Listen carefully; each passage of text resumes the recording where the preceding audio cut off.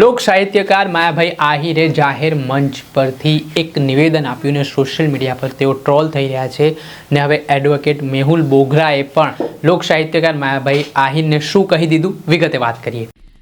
નમસ્કાર મિત્રો, હું લઈને આવી છું તમારા માટે એક એવી સુંદર તક જે તમારા ટેલેન્ટને નવી ઓળખ અને એક નવી દિશા આપી શકે છે. તમારા અંદર રહેલી અદ્ભુત કળા, સુંદર અવાજ અને અનોખી પ્રતિભાને હવે દુનિયા સામે રજૂ કરવાનો સમય આવી ગયો છે. જો તમે તમારા સપનાઓને સાકાર કરવા માંગો છો તો હવે ચિંતા કરવાની કોઈ જરૂર નથી. શું તમે સિંગર છો? શું તમે વોઇસ ઓવર આર્ટિસ્ટ છો? શું તમે પોડકાસ્ટ ક્રિએટર છો? શું તમે તમારી કળાને એક પ્રોફેશનલ પ્લેટફોર્મ આપવા માંગો છો? તો હવે આપનું સ્વાગત છે ઓમ રેકોર્ડિંગ સ્ટુડિયોમાં, આપનું પોતાનું વિશ્વાસુ આધુનિક રેકોર્ડિંગ સ્ટુડિયો. દર્શક મિત્રો, સ્કાયનેટ મીડિયામાં આપનું સ્વાગત છે. વાત કરીએ તો સુરતમાં એક કાર્યક્રમ હતો. એ કાર્યક્રમ દરમિયાન લોક સાહિત્યકાર માયાભાઈ આહિરે હાજરી આપી હતી, જેમાં તેઓએ કહ્યું કે કેટલાક લોકો આમ જાહેરમાં પોલીસ અધિકારીને આવું કહેતા હોય છે કે તમે અમારા ટેક્સના પૈસાથી પગાર લો છો, પણ એ લોકો કૂપનના રાશન ખાય છે. આ પ્રકારનું એ નિવેદન આવ્યા બાદ હવે તેના રિએક્શન આવવાની શરૂઆત થઈ છે. માયાભાઈ આહિર સામે લોકો ટ્રોલ કરી રહ્યા છે, ટીકા કરી રહ્યા છે ને હવે તેઓ બરોબરના વિવાદમાં સપડાયા છે. ત્યારે આ તમામ બાબતો વચ્ચે હવે વાત કરીએ તો એડવોકેટ મેહુલ બોગરા પણ મેદાને આવી ગયા છે. તેમણે કહ્યું કે કેટલાક ચાટુકાર સરકારના લોકો જે આ પ્રકારે નિવેદન કરીને પોતે પ્રસિદ્ધિ મેળવવા અને સરકારની નજરમાં ખુશ થવાના પ્રયાસો કરે છે, પણ જનતા ટેક્સ ભરે છે. ક્યાં ક્યાં ટેક્સ ભરે છે તેને લઈને મેહુલ બોગરાએ શું કહ્યું તે સાંભળો. એક ચાટુ કલાકાર જે પોતે પહેલા વિરોધ કરતા, બોલે એના બોર ખપશે. એ આ મોદી સરકારે સાબિત કર્યું. બોલવા સિવાય બીજો ધંધો નથી.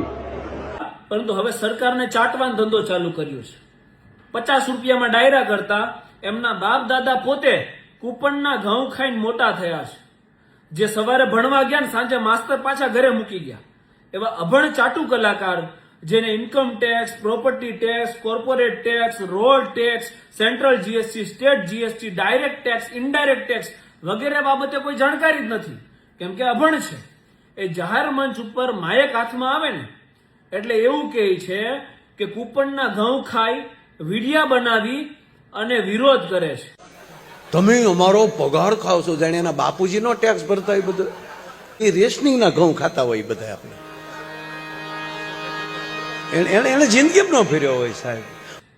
પાછા આ ચાટુ કલાકારને તમે આ ધર્મ ફંડ ફાળા નામે જે આ ડાયરાઓ થાય ને એના પેમેન્ટ બાબતે ફોન કરો ને તો શું કે ખબર, એકચ્યુઅલી કે પેમેન્ટ છે ને રોકડું કરજો ને, નહીં તો આમાં શું છે ટેક્સની પછી મગજમારી રહી ને. એવા ટેક્સ ચોરો લોકોને એવી સલાહ આપે છે કે આ કૂપનનું ખાવા વાળા ટેક્સ નથી ભરતા અને વિડિયા બનાવે છે. અરે તમારી પાસે પૈસા હોવા છતાં સિસ્ટમને ચાટવાનો ધંધો કરો છો. એની કરતા તો કૂપનનું ખાઈ સિસ્ટમની આંખમાં આંખ નાખી અને વિરોધ કરે ને એની ખુમારીને તમારે સલામ કરવી જોઈએ. વીર ખુદીરામ બોઝનું એક વાક્ય હું આપને કહીશ કે જે વ્યક્તિ વિરોધ કરતો હોય ને એને સાથ આપો, અને જો સાથ ના આપી શકો ને તો તમારી જ ભાષામાં કહું છું કે મૂંગા મરો. મૂંગા રહેશો ને તોય અમને એટલીસ્ટ ડિમોટિવેશન તો નહીં મળે, એટલીસ્ટ સિસ્ટમ સામે લડવાનો અમને જોશ તો મળશે જ.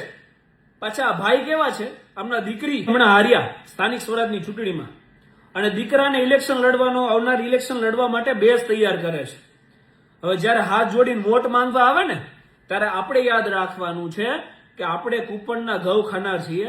આપણે વોટ કોને આપવા, અને આમને યાદ દેવડાવવું પડશે આપણે કે જે કૂપનના ઘઉં ખાવા વાળા તમને ખંભે બેસાડીને આસમાન દેખાડે છે ને એ તમને જમીન ઉપર રહીને તારાય દેખાડી શકે. એ તાકાત આપણે દર્શાવવાની છે.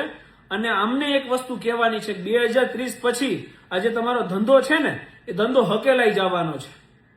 2030 સુધી તમારે જે કરવું હોય એ કરી લો, પછી તમને સિલેક્ટેડ ડાયરા નથી મળવાના, કારણ કે લોકો તમને ઓળખી ગયા છે.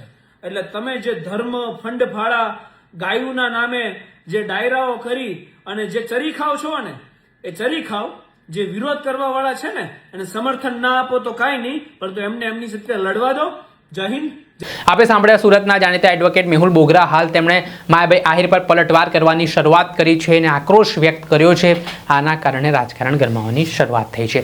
દર્શક મિત્રો, આવા જ વિડીયો જોવા માટે સ્કાયનેટ મીડિયા જોતા રહો, લાઇક કરો, શેર કરો.